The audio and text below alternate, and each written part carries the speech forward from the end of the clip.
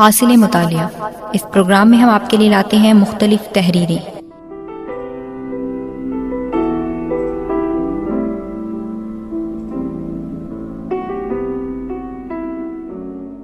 آج کی تحریر کا عنوان ہے قائد اعظم اور قرآن مجید۔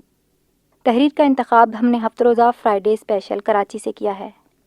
قائد اعظم پاکستان کے گورنر جنرل کی حیثیت سے اپریل 1948 کو صوبہ سرحد تشریف لے گئے۔ عبدالرشید نامی شخص اس وقت گورنر ہاؤس میں بٹلر تھا۔ بحوالہ ماہنامہ آتش فشاں قائد اعظم نمبر۔ عبدالرشید کا بیان ہے کہ رات کا کھانا کھانے کے بعد قائد اعظم اپنے سونے کے کمرے میں چلے گئے۔ میرا کمرہ ان کے ساتھ تھا اور میں ان کی خدمت پر مامور تھا۔ دن بھر کی مصروفیات کے باوجود انہوں نے آرام نہیں فرمایا بلکہ فائل ورک کرتے رہے۔ اس دوران انہوں نے گھنٹی بجا کر 2-3 مرتبہ پانی اور چند بار چائے بھی طلب کی۔ وہ بدستور شلوار اور شیروانی میں ملبوس تھے۔ سروس کے دوران میں نے دیکھا کہ وہ کثرت کار سے تھک کر کمرے میں ادھر ادھر ٹہلتے اور پھر انگیٹھی پر رکھے ہوئے قرآن حکیم پر اپنا ماتھا ٹیک دیتے تھے۔ اس وقت ان کا چہرہ آنسوؤں سے تر ہوتا۔ رات کافی بھیگ چکی تھی۔ ہر کوئی گہری نیند سو رہا تھا۔ ڈیوٹی پر موجود پولیس اپنا فرض ادا کر رہی تھی کہ اچانک ٹھک ٹھک کی آوازیں گورنمنٹ ہاؤس کا سناٹا چیرنے لگی۔ آواز میں ایک تسلسل اور ٹھہراؤ تھا۔ میں فوراً چوکس ہو گیا۔ یہ آواز قائد اعظم کے کمرے سے آ رہی تھی۔ ڈیوٹی پر موجود پولیس والے بھی ادھر آ گئے۔ ہم پریشان تھے کہ اتنی رات گئے کوئی قائد اعظم کے کمرے میں کیسے گھس آیا، اندر کیسے جھانکا جائے۔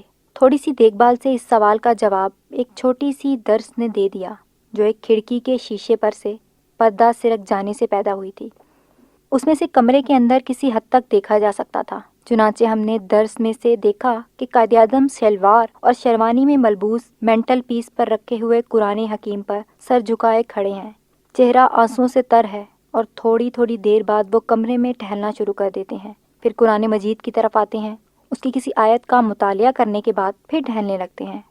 ٹہلتے وقت جب ان کے پاؤں لکڑی کے فرش پر پڑتے تھے تو ٹھک ٹھک کی آواز پیدا ہوتی تھی جس نے ہم سب کو پریشان کر کے رکھ دیا تھا۔ دراصل وہ جو آیت پڑھتے تھے ٹہلتے ہوئے اس پر غور فرماتے تھے۔ ان کی ہونٹوں کی حرکت سے ثابت ہوتا تھا کہ وہ اس دوران میں کوئی دعا بھی مانگ رہے ہیں۔ کوئٹہ کے قیام کے دوران ایک روز یحییٰ بختیار بھٹو مرحوم کے دور کے اٹارنی جنرل آف پاکستان اپنا کیمرہ اور فلیش لے کر قائد اعظم کی رہائش گاہ پر پہنچ گئے۔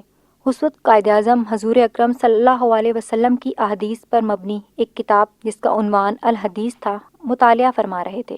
یحییٰ بختیار صاحب یہ چاہتے تھے کہ وہ قائد اعظم کی تصویر ایسے زاویے سے لیں کہ کتاب کا ٹائٹل بھی فوکس میں آ سکے، لیکن قائد اعظم نے تصویر بنانے سے پہلے کتاب الگ رکھ دی اور یحییٰ بختیار صاحب کے اصرار پر فرمایا، میں ایک مقدس کتاب کو اس قسم کی پبلسٹی کا موضوع بنانا پسند نہیں کرتا۔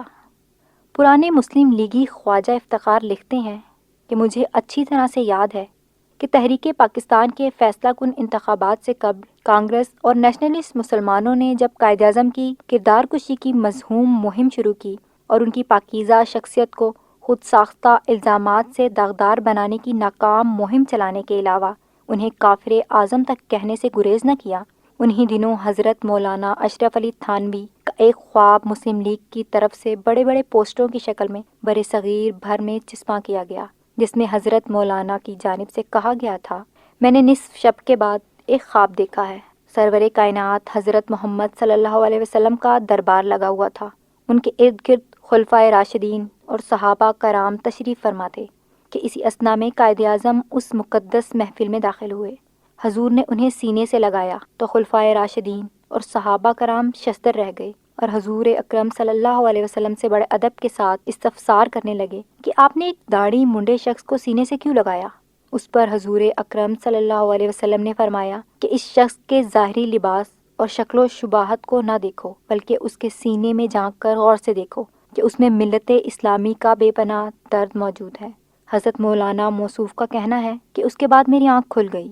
اس خواب کی تفصیل پر مبنی پوسٹروں نے برصغیر کے مسلمانوں کے دلوں میں موجود والہانہ عقیدت اور محبت کو 4 چاند لگا دیے۔